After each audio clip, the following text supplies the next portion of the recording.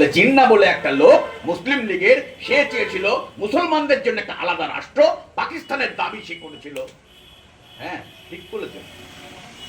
জিন্না বলেছিল যে পাকিস্তানের জন্য একটা আলাদা রাষ্ট্র চাই মুসলমানদের জন্য, কিন্তু কেউ জানে না তার 3 বছর আগে আর একটা লোক, যাকে বিজেপি আমাদের দেশের ভারত রত্ন উপহার দিয়েছে,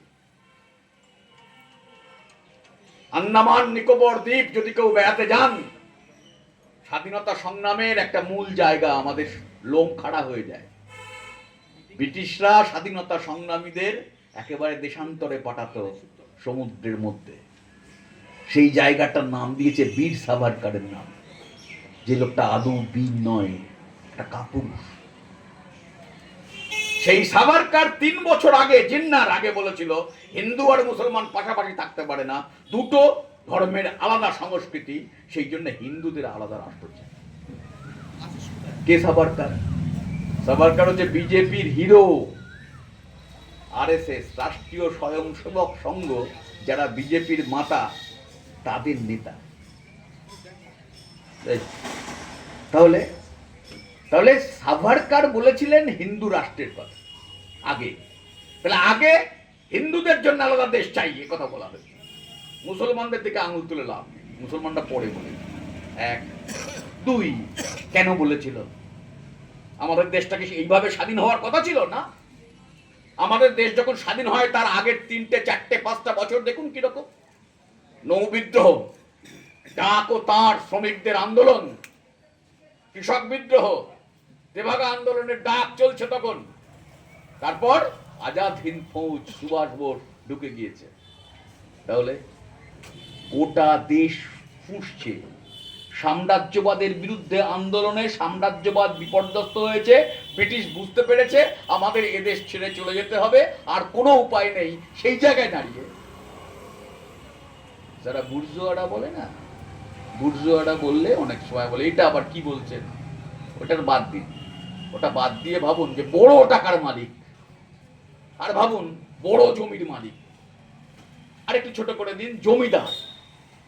তারা সবাই মিলে দেখলো, আচ্ছা আমাদের হাত থেকে যদি রাষ্ট্র ক্ষমতা, দেশের ক্ষমতা, দেশের শাসন শ্রমিক এবং কৃষকের কাছে যায়, তাহলে তাদের রাজত্ব তৈরি হবে। সেটা তো হবে না। তাহলে আমাদের হাতে রাজত্ব আসতে হবে, আমাদের ক্ষমতা চাই, যে কোনো উপায় চাই।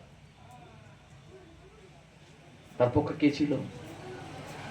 আপনারা দেখবেন আমাদের কদিন আগে কলকাতার একটা বিমানবন্দর আছে, সেই বিমানবন্দর হচ্ছে সুভাষ বোসের নাম, সুভাষচন্দ্র বসুর নামে বিমানবন্দর। তার মাথায় চাপিয়ে দিল কাকে? তার মাথায় চাপিয়ে দিল বিজেপি মোদিরা শ্যামাপ্রসাদ। কদিন আগে তার নাম কেউ জানতো না বাঙালি। সুভাষ বোস, রবীন্দ্রনাথ, বিদ্যাসাগর, তাকে ছাড়িয়ে দিয়ে আমাদের মাথায় এখন শ্যামাপ্রসাদ চাপাচ্ছে। শ্যামাপ্রসাদ হচ্ছে বাঙালির নাকি নায়ক। সুভাষ বোসের মাথায় শ্যামাপ্রসাদকে চাপালো কলকাতা বিমানবন্দরে। কোন শ্যামাপ্রসাদ? যে বলল দেশ ভাগ হবে কি হবে না আমি জানি না, বাংলা ভাগ হতেই হবে। বাংলা ভাগ হয়ে গেল, দেশ ভাগ হয়ে গেল। জওহরলাল নেহরুকে শ্যামাপ্রসাদ গিয়ে আঙুল তুলে বলল, you divided India and I divided Bengal. সেই শ্যামাপ্রসাদ। তাহলে আমাদের দেশটা ভাগ হয়ে গেল কেন?